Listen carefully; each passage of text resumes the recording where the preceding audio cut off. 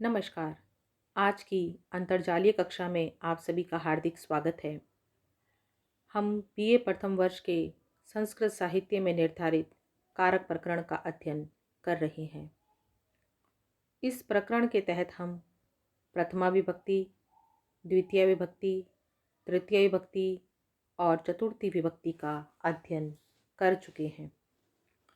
आज हम इस प्रकरण के तहत पंचमी विभक्ति का अध्ययन करेंगे। पंचमी विभक्ति में अपादान कारक होता है जिसका चिन्ह है से अलग।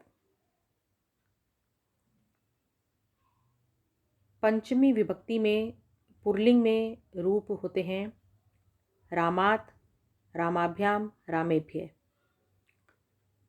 नपुंसकलिंग में रूप होते हैं फलात, फलाभ्याम, फलेभ्य। और स्त्रीलिंग में रूप होते हैं लतायाः, लताभ्याम, लताभ्यः। इस प्रकार अपादान कारक में पंचमी विभक्ति के तहत इन रूपों का प्रयोग होता है।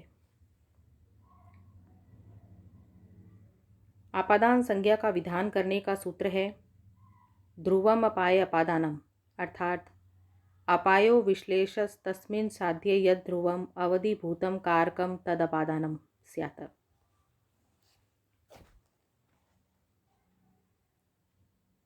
इस सूत्र में ध्रुवम, अपाये, अपादानम ये तीन पद हैं। कारके का अधिकार है। अपाय ध्रुवम यह पद यहाँ पर संज्ञी है और अपादानम संज्ञा है। अपाय पद का अर्थ है विश्लेष, विभाग, वियोग, पार्थक्य। और ध्रुवम पद ध्रुव गतिस्थैर्य धातु से क प्रत्यय करके बनता है। इसका अर्थ है स्थिर या अवधिभूत। अर्थात दो संयुक्त पदार्थों में एक के चलने से विभाग होता है। इसमें जो वस्तु अपनी जगह स्थिर रहती है वह ध्रुव कहलाती है। उसी को ही यहाँ पर अवधिभूत कहा जाता है। सूत्र की वृत्ति है अपायो विश्लेषः तस्मिन् साध्ये ध्रुवम अवधिभूतम कारकम अपादानम स्यात्। इसका अर्थ है विभाग या पार्थक्य के साध्य होने पर ध्रुव या अवधिभूत कारक की अपादान संज्ञा होती है। अपादाने पंचमी, यह सूत्र पंचमी विभक्ति का विधान करता है।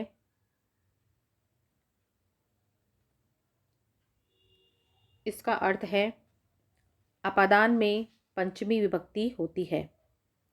जैसे ग्रामाद आयाति धावतो अश्वात् पतति। यहाँ पर ग्रामाद आयाति में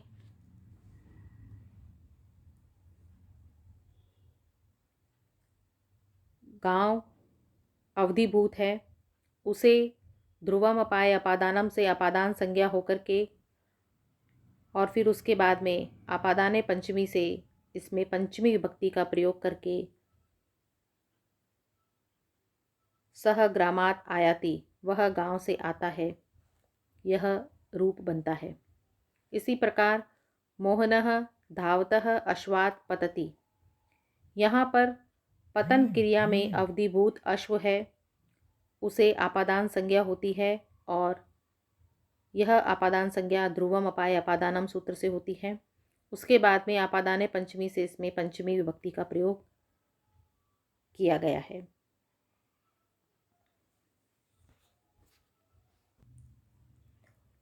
ध्रुवम अपाय अपादानम इस सूत्र में विभाग क्रिया होने पर ध्रुव यानी कि अवधिभूत कारक को अपादान संज्ञा होती है। यह ध्रुव शरीर संसर्ग पूर्वक विभाग की विवक्षा में तथा बुद्धि कल्पित विशेष अवधित्व की विवक्षा में अपादान संज्ञक होता है। जैसे ग्रामाद आयाति, यहाँ पर शरीर का ग्राम से विभाग होता है तो यहाँ पर ग्राम ध्रुव है, इसलिए वह अपादान है। और बुद्धि कल्पित विशेष अवधित्व का उदाहरण है माथुराः पाटलिपुत्रकेभ्यः आढ्यतरः। इसमें पाटलिपुत्रक शब्द में बुद्धि कल्पित अपाय है, इसी कारण से यहाँ पर अपादानत्व है। और इसमें पंचमी विभक्ति का प्रयोग किया गया है, पाटलिपुत्रकेभ्यः।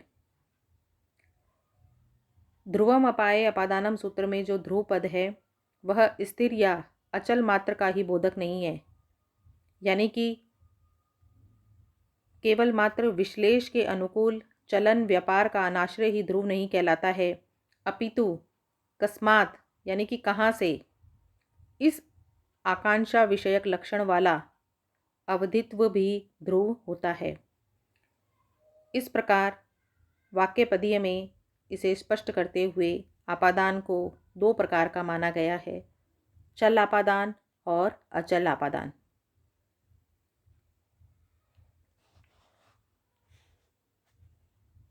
जैसे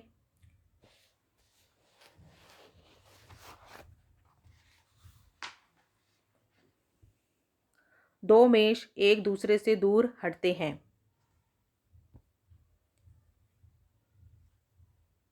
यहाँ पर दोनों ही चल अपादान हैं।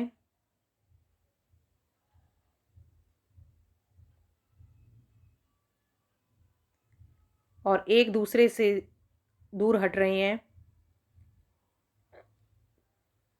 तो इस चल अपादान में ध्रुवम अपाय अपादानम से अपादान संज्ञा होकर अपादान पंचमी से इसमें पंचमी विभक्ति का प्रयोग किया गया है। वह विद्यालय से आ रहा है, सह विद्यालयात आगच्छति। यहाँ पर जो विद्यालय है वह अचल अपादान है,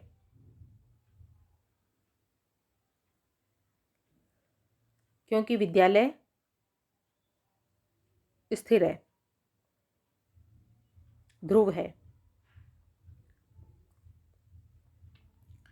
इसमें ध्रुवम अपाय अपादानम से अपादान संज्ञा होके अपादाने पंचमी से पंचमी विभक्ति का विधान करके सह विद्यालयात आगच्छति यह वाक्य प्रयोग किया गया है। राम पर्वत से गिरते हुए घोड़े से गिरता है। यहाँ पर जो पर्वत है वह तो अचल अपादान है, क्योंकि पर्वत स्थिर है। और घोड़े से गिरता है, ऐसे घोड़े से गिरता है जो कि खुद भी गिर रहा है, यानी कि घोड़ा खुद भी गिर रहा है, तो घोड़ा यहाँ पर चल अपादान है। इस प्रकार पर्वत और घोड़े इन दोनों ही पदों में ध्रुवम अपाय अपादानम में ध्रुवम अपाय अपादानम से अपादान संज्ञा करके अपादाने पंचमी से पंचमी विभक्ति का विधान किया गया है। और रामः पर्वतात् पततः अश्वात् पतति यह वाक्य प्रयोग किया गया है। पंचमी विभक्ति का विधान करने का अगला सूत्र है जुगुप्सा विराम प्रमादार्थानाम उपसंख्यानम। इसका अभिप्राय है जुगुप्सा विराम प्रमाद अर्थ को प्रकट करने वाले धातुओं के योग में जिससे घृणा आदि की जाती है, उससे पंचमी विभक्ति का प्रयोग किया जाता है। जैसे पापात् जुगुप्सते, पापात् विरमति, धर्मात् प्रमाद्यति।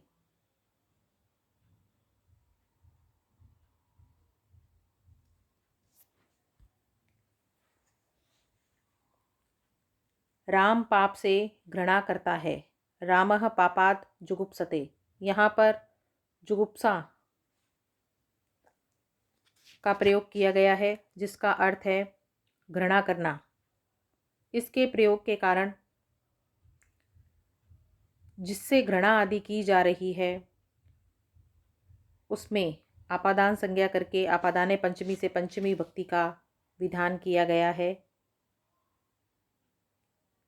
तो वाक्य प्रयोग होता है रामः पापात् जुगुप्सते। इसी प्रकार भक्त पाप करने से रुकते हैं। यहाँ पर विराम यानी कि दूर हटना या भागना अर्थ के प्रयोग में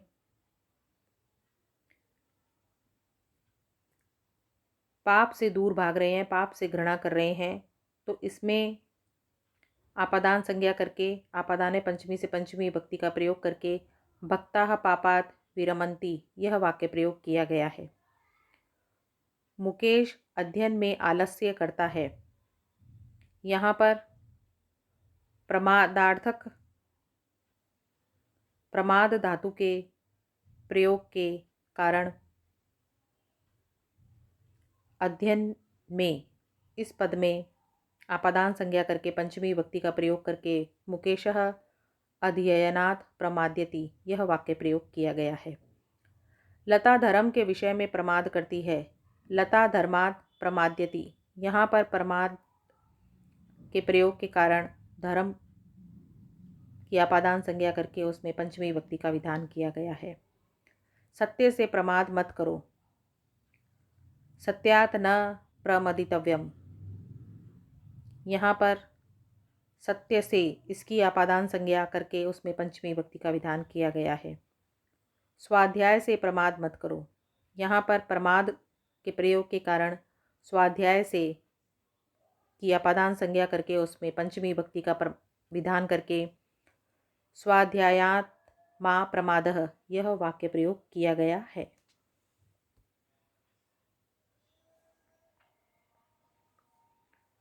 पंचमी विभक्ति विधान करने का अगला सूत्र है भीत्रार्थानां भय हेतु।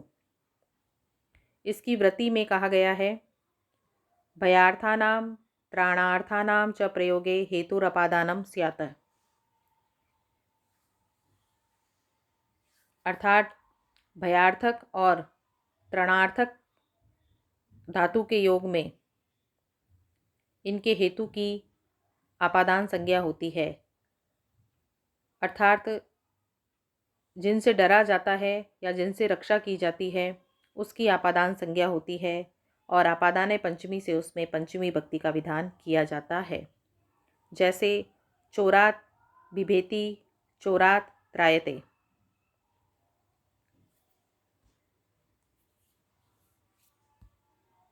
बालक सांप से डरता है, यहाँ पर भयार्थक भी धातु के प्रयोग के कारण भय का जो हेतु सांप है उसमें आपादान संज्ञा करके आपादाने पंचमी से उसमें पंचमी विभक्ति का विधान करके बालकः सर्पात् बिभेति यह वाक्य प्रयोग किया गया है। मृत्यु से भय नहीं है, मृत्यु से इसकी भीत्रार्थानां भय हेतु से आपादान संज्ञा करके आपादाने पंचमी से इसमें पंचमी विभक्ति का विधान करके मरणात् भयम नास्ति यह वाक्य प्रयोग किया गया है। द्वारपाल चोर से रक्षा करता है। द्वारपालः प्रतिहारः वा चोरात् त्रायते रक्षति वा, इसके अंतर्गत भयार्थक या फिर त्राणार्थक धातुओं का प्रयोग किया गया है।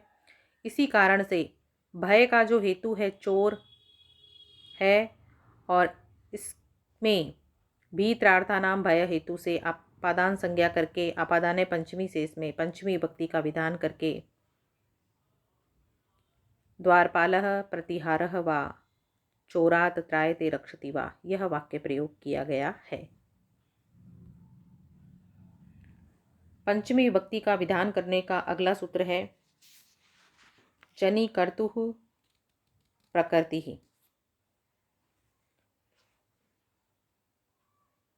अर्थात जायमानस्य हेतुरपादानं स्यात्।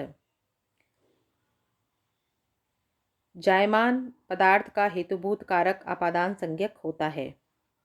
कहने का तात्पर्य यह है कि यदि किसी वाक्य में जन धातु का प्रयोग हो रहा है तो वहाँ पर उसके उत्पत्ति स्थल की आपादान संज्ञा हो जाती है और आपादाने पंचमी से उसमें पंचमी विभक्ति का प्रयोग किया जाता है। यहाँ पर जन धातु उत्पन्न होना अर्थ में प्रयुक्त होती है।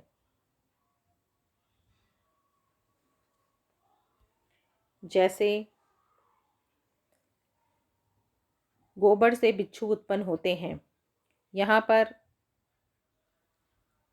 उत्पन्न होते हैं, इसके लिए जन धातु का प्रयोग करने पर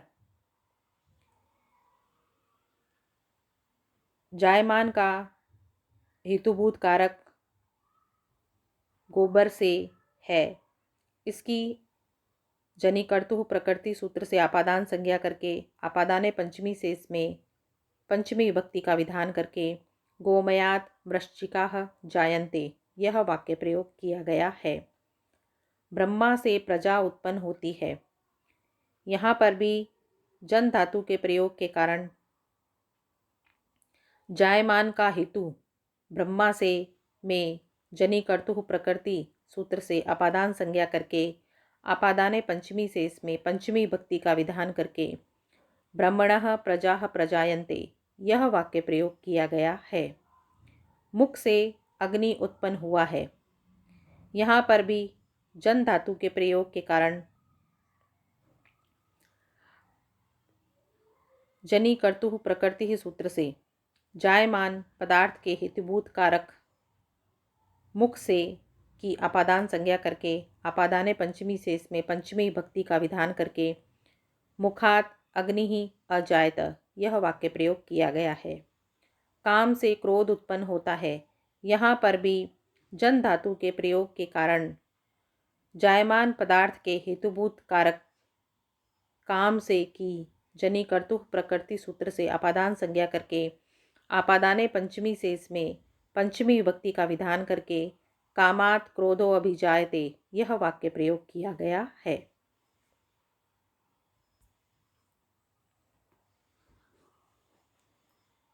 भुवः प्रभवः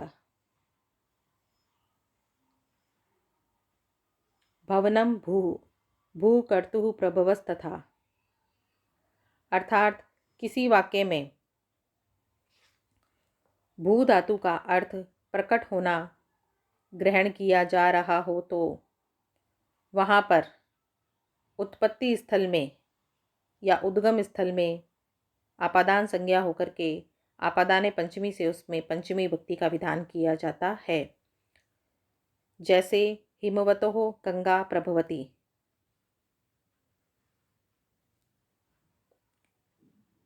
तत्र प्रकाशते इत्यर्थः।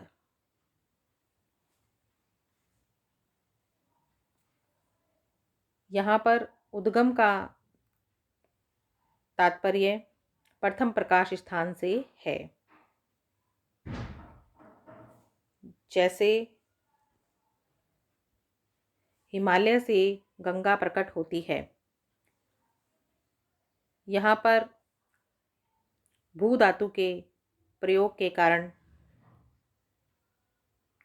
प्रथम प्रकाश स्थान हिमालय से की भुवः प्रभवः सूत्र से आपादान संज्ञा करके आपादाने पंचमी से इसमें पंचमी विभक्ति का विधान करके गंगा हिमालयात् प्रभवती उद्भवती वा यह वाक्य प्रयोग किया गया है।